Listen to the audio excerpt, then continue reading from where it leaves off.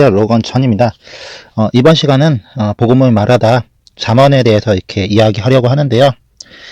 잠언은 일단은 솔로몬이라는 인물이 이렇게 기록을 했습니다. 솔로몬 외에도 몇몇의 인물들이 이렇게 잠언을 이렇게 기록했는데요. 이 잠언을 해석할 때 여러 가지 모양과 방법이 있겠지만 복음의 관점으로 해석할 때는 이 잠언은 예수 그리스도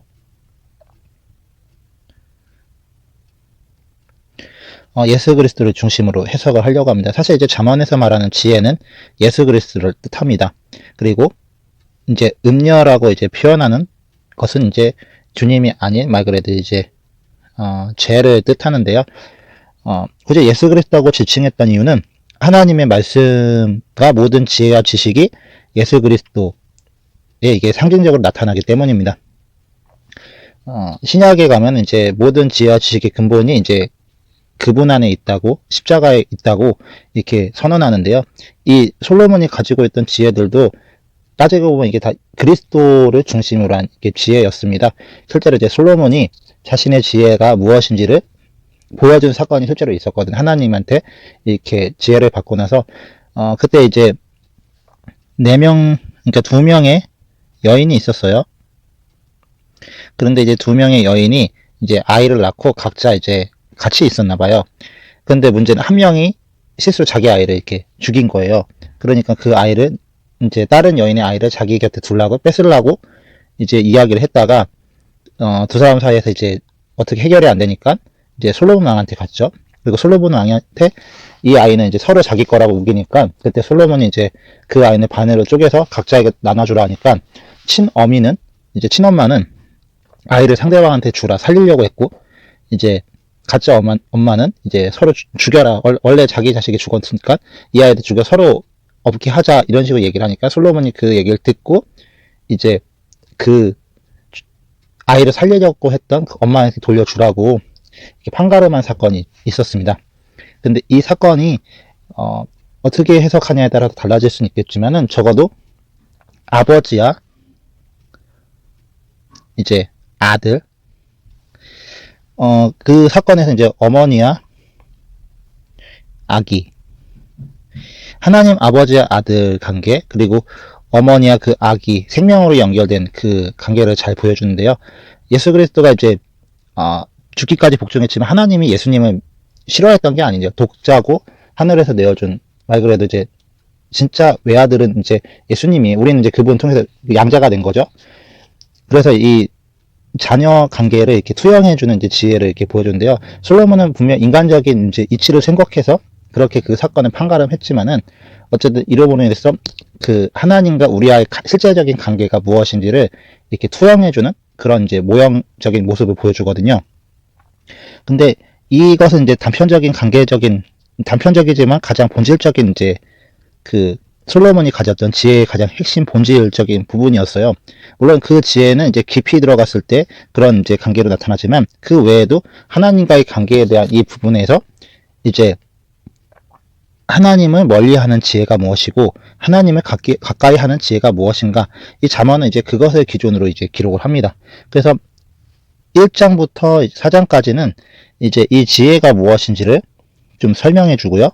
그리고 이제 5장부터 9장까지는 음녀에 대해서 이렇게 이야기를 합니다. 그리고 10장부터 14장까지는 의인과 이제 악인,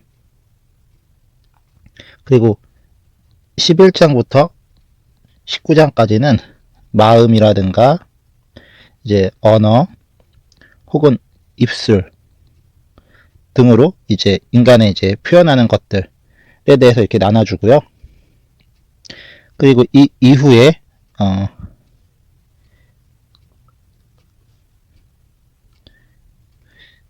20장부터 24장까지는 이제 세상의 그 쾌락,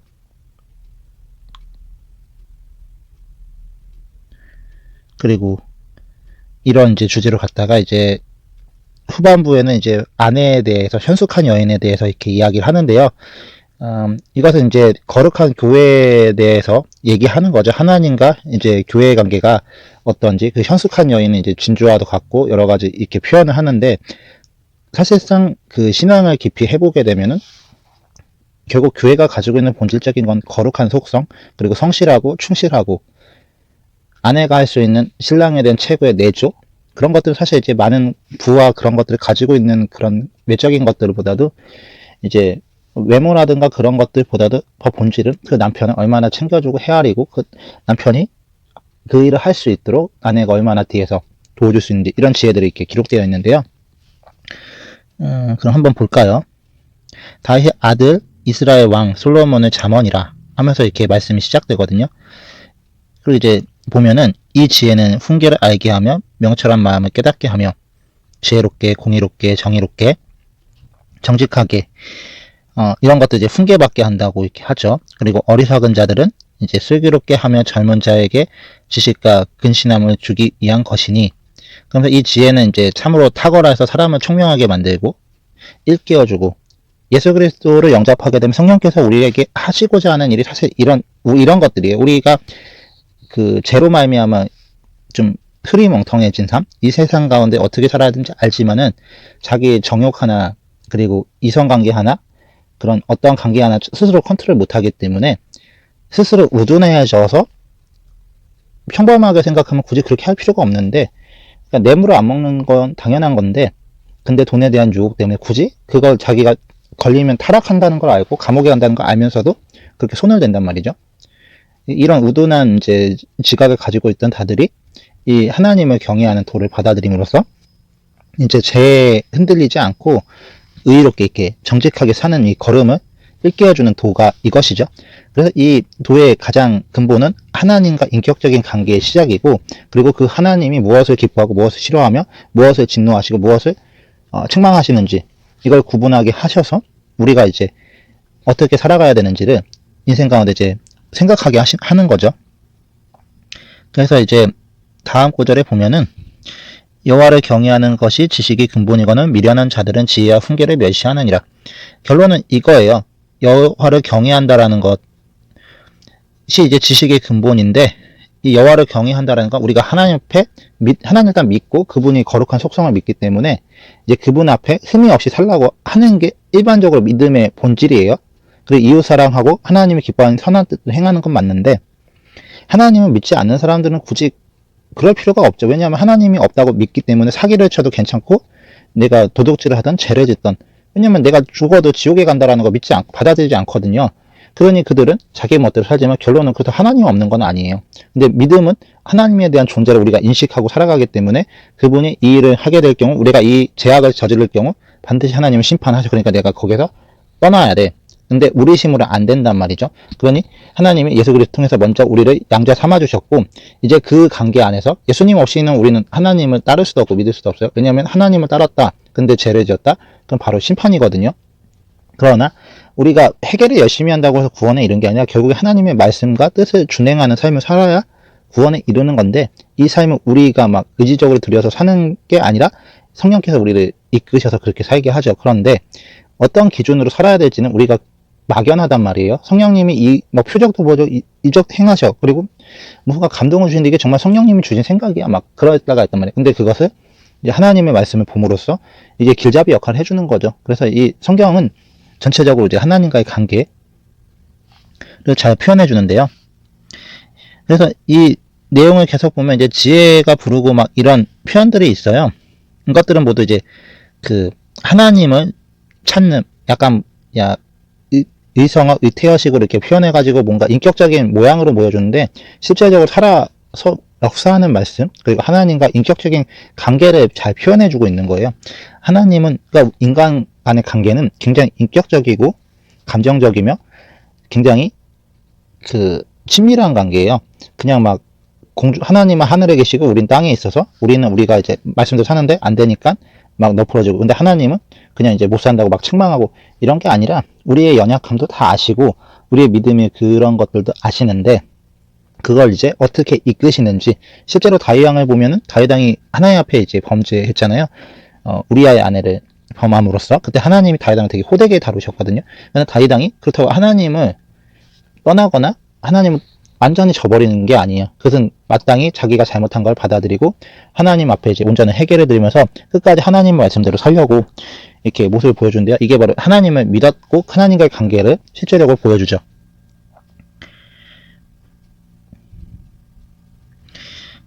자면 2장에는 그래서 내 아들아, 내가 만일 나의 말을 받았으면 나의 계명은 내게 간직하며, 이게 물론 이제 여기에 대상은 실제적으로 이제 그 자녀가 될 수도 있고 아니면은 자기의 자녀처럼 여기는 이스라엘 어떤 이제 백성이 될 수도 있는데, 실제로 하나님과 우리의 관계에도 마찬가지죠. 그리고 이 지식의 교훈을 주는 사람도 하나님을 믿고 그렇게 살아왔던 자들이 이렇게 살아보니까, 내가 인생을 살아보니까 이렇게 살아야 되더라. 왜냐면 똑같이 고민했을 거란 말이죠. 잠언을 기록하기 전에도 이들은 이제 십계명을 보고 그리고 율법을 지키면서 하나님 앞에서 어떻게 해야 지혜롭게 사는 것인지 이런 것들을 생각했을 거란 말이에요. 왜냐면은 율법대로 살라고 하는데 본인이 살아보니까 율법은 가이드라인은 돼도 보다 현명하게 생각할 수 있는 또 이제 그런 것들을 또 살아보니까, 물론 이제 율법을 지켜야 되는 건 맞는데 율법대로, 그러니까 우리가 이제 법이 있단 말이에요. 이 법을 잘 지키면은 좋다는 건 아는데 이 법 때문에 우리가 뭐랄까 좀 억지스럽게 뭔가 좀 산다라는 느낌도 있어요. 그러다 보니까 이것 때문에 무조건 하면 안 돼. 근데 사실 그게 문제가 안 되는 부분도 있거든요. 그러니까 이런 부분에 있어서는 매끄럽게 넘어가기 위해서 이제 살다 보니까 그에 필요한 지혜들, 그리고 이런 법이 아니더라도 법에는 위배되지 않지만 뭔가 지혜로운 지식들이 필요하단 말이죠. 이런 건 이제 룻기를 보면은 룻이 이제 모든 가산을 잃고 이제 방황하듯이 이제 그 이스라엘 나오미를 따라서 이스라엘로 왔단 말이에요. 근데 이제 고엘이란 제도, 기업을 물을 거라는 이제 하나님이 제정하신 그 제도를 하나 이제 알게 되고 나서 그것을 이제 적용하려고 하는데, 그가 이제 시어머니 말을 듣고서 그냥 이제 보아스한테 그냥 들어가서 기업을 이어달라고 이렇게 청할 때, 보아스가 율법적으로 자기보다 더 위에 있는 사람이 있기 때문에 그가 안 하겠다 하면 자기가 이어가겠다. 하지만 그냥 이제 네가 이대로 신소해서 나가게 되면 사람들이 너를 안 좋은 여자로 생각할 거다. 그래서 나는 너의 몸을 손끝 하나 안 건드릴 건데 내가 이렇게 피해 줄 테니까 너도 사람들 이렇게 안 보일 때 잘 피해서 나가라 하면서 되게 지혜롭게 이렇게 행동하거든요. 그러니까 율법은 하나님이 정한 법이기 때문에 어길 수는 없는데, 그러나 그 율법에 의해서 우리가 조금 오해할 수 있는 부분들이 있어요. 실제로 이제 예수님을 잉태한 마리아 같은 경우도 처녀인데 예수님이 이렇게 잉태했단 말이에요. 그러니까 사람들의 눈에는 쟤는 이제 간음한 거야 하면서 돌로 쳐 죽여야 돼 이렇게 얘기했는데, 이때 마리아가 그냥 뭐랄까 이게 하나님이 주셨다고 막 얘기한다고 해서 사람들이 믿을 건 아니었어요. 그러니까 그녀 입장에서도 지혜로운 어떤 처신이 필요했는데 그때 그 지혜롭게 본인이 할 수 없었고, 그때 이제 하나님이 어쨌든 요셉의 꿈에 계시하셔가지고 요셉은 믿게 하셔서 요셉이 그녀를 데리고 이제 지방을 떠난단 말이에요. 전적으로 하나님의 의탁된 믿음이었지만 이렇게 계명 때문에 뭔가 사람들 오해를 사고 막 그런 부분이 있고, 그리고 우둔해지는 처럼 보이는데, 그렇기 때문에 이제 잠언의 지혜는 일단 하나님과의 실제적인 관계, 그러면서 이제 우리가 이제 하나님 말씀에 위배되지 않지만 그 안에서 이제 지혜롭게 살아가는 방법들에 대해서 이렇게 또 얘기를 해주죠.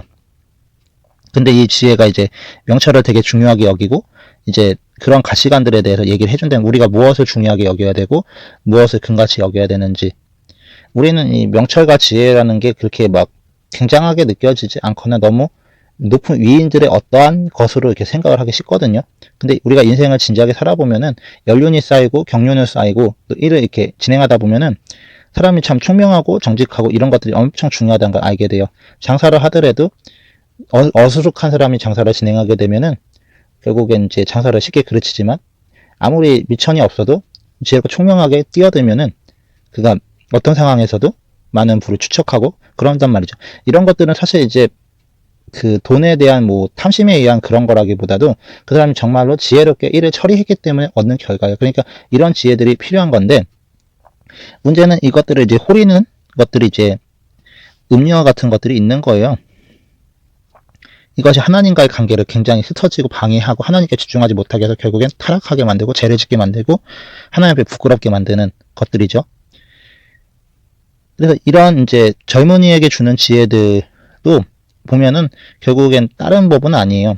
하나님과의 관계 안에서 은총과 기중히 여김을 받으라. 그리고 너는 마음을 다하여 여호와를 신뢰하고 내 명철 의지하지 말라. 결국 하나님을 믿는 믿음. 너는 범사에 그를 인정하라. 그리하면 내 길을 지도하시라. 사실 우리가 우리 길을 몰라요. 그렇기 때문에 우리가 막 고분분투하면 지혜롭게 막 학식을 쌓고 스펙을 쌓는단 말이죠. 더 나은 미래를. 하지만 막상 그렇게 스펙을 쌓고 좋은 대학 가고 그리고 이제 직장을 취업해도 인생이 그렇게 막 불안하단 말이에요. 물론 이제 막 돈을 많이 벌고 그래서 이제 자리를 잡고 안정된 삶을 살아. 실제로 이제 세상에 이제 그런 식으로 분류를 한단 말이죠. 전문직에서 일하냐, 아니면 사무직에서 일하냐, 아니면 이제 뭐 검사가 되느냐, 아니면 그냥 일반 뭐 변호사가 되는 여러 가지 의사 여러 가지 이제 그런 것들 막 본단 말이에요. 근데 이제 그 사람이 변호사가 됐든 검사가 됐든 뇌물을 횡령하고 어쨌든 여자하고 이제 안 좋은 관계를 갖고 그렇게 사는 사람이 있는가 하면 하나님 앞에서 언제나 부족하지만 경외함으로 하나님을 신뢰함으로 그렇게 또 사는 사람들도 있죠.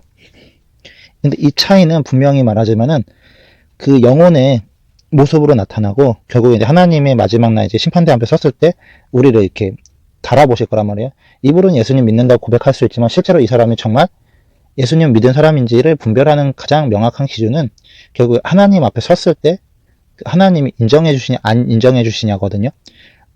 하나님이 인정하지 않아도 사업이 잘 될 수 있어요.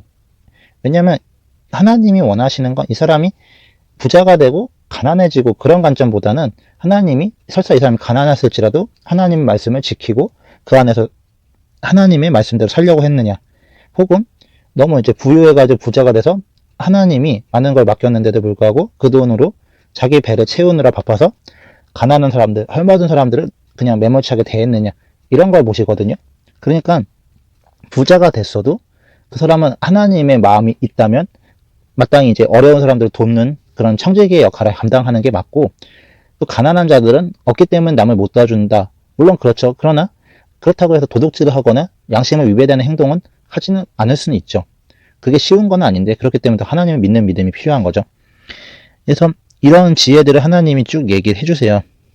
그리고 눈에 띄는 것이 내 아들아 여호와의 징계를 경히 여기지 말라. 그의 꾸지람을 싫어하지 말라.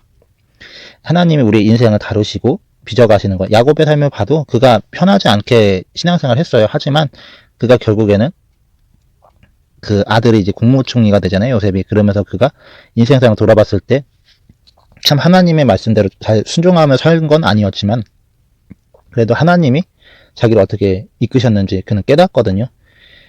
이제 그런 이제 경륜 그리고 하나님의 책망과 그런 교훈 가운데서 이제 자리를 잡고 나아가는데요. 여기에도 보면은 이제 5장에는 사지와 수울로 가지 말라. 결국에 이제 음녀가 호리는 말, 이제 마음을 빼앗는 이 도적. 계속 음녀로 표현하는데 영적으로는 이제 우상이 이제 하나님이 아닌 우상. 근데 이 우상은 결국엔 인간의 마음의 원함이에요.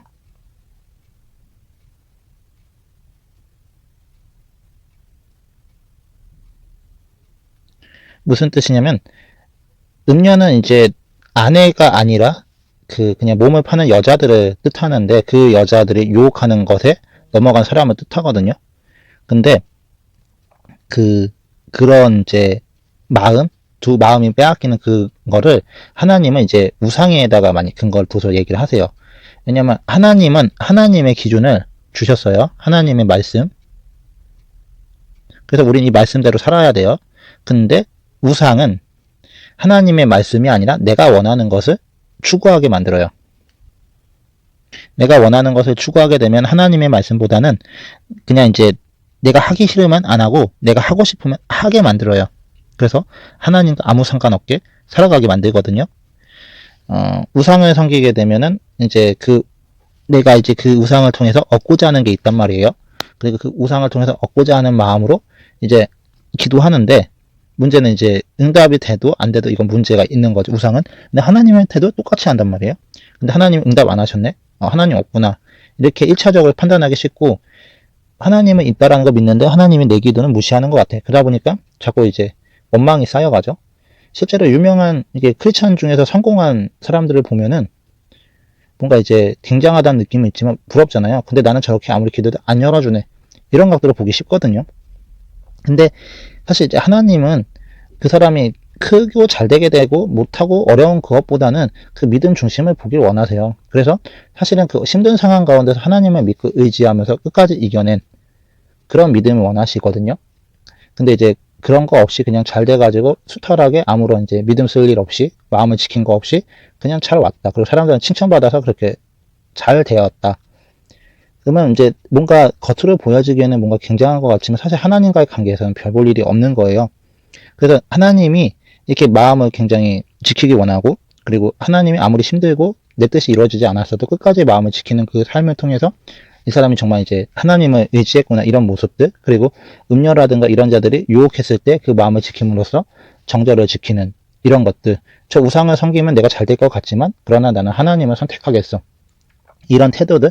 실제로 이제 무슬림들 보면은 그 무슬림 국가에서는 무슬림을 개종하면은 대학도 갈 수 있고 여러 가지 혜택이 많아요. 근데 그냥 기독교를 선택하게 되면 기본적인 그 혜택도 못 받고 여러 가지 배로 돈을 내야 되고, 그런데 이런 상황에서도 개종을 안 하고 그냥 기독교인으로서 힘든 삶을 선택하는 또 사람들이 있거든요.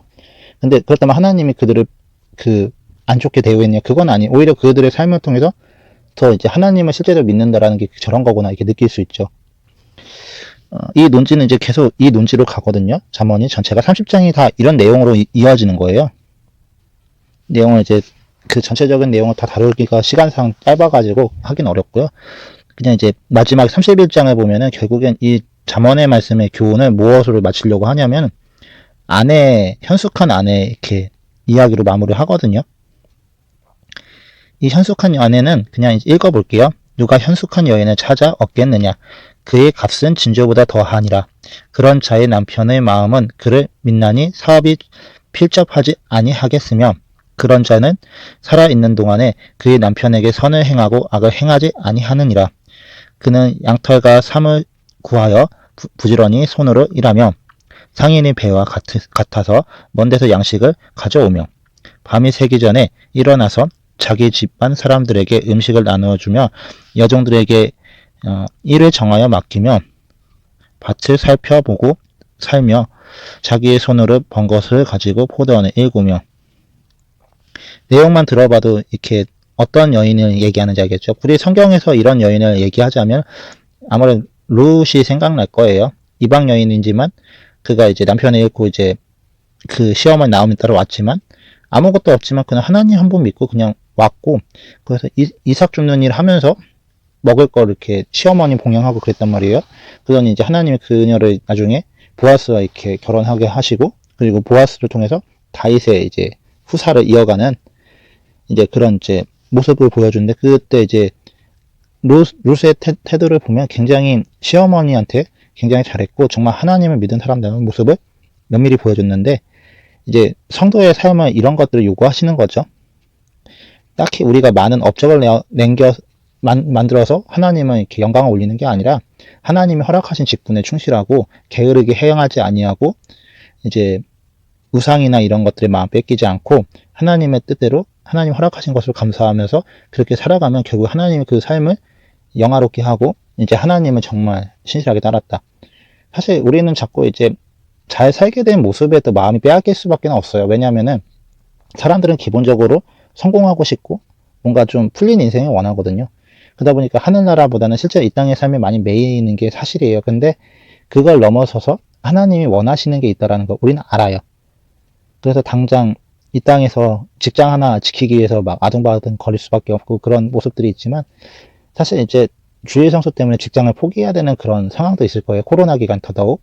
그러나 이때에도 하나님의 뜻을 끝까지 따른 사람들, 직장에서 잘리더라도 혹시 그렇다 할지라도 이제 예배를 지키고 그런 분들은 아무래도 이 기간이 지나갔을 때, 코로나 기간이 끝났을 때 정말 하나님이 어떻게 그 사람의 삶을 축복할지, 설사 그 사람이 성실하지 못했다 할지라도 나중에 돌이켜서 더 하나님과 성실하게 살면 괜찮죠. 문제는 그렇게 했다가 하나님은 저버리고 뭐 별일 없었네 하고 이렇게 떠나갈 수도 있단 말이에요.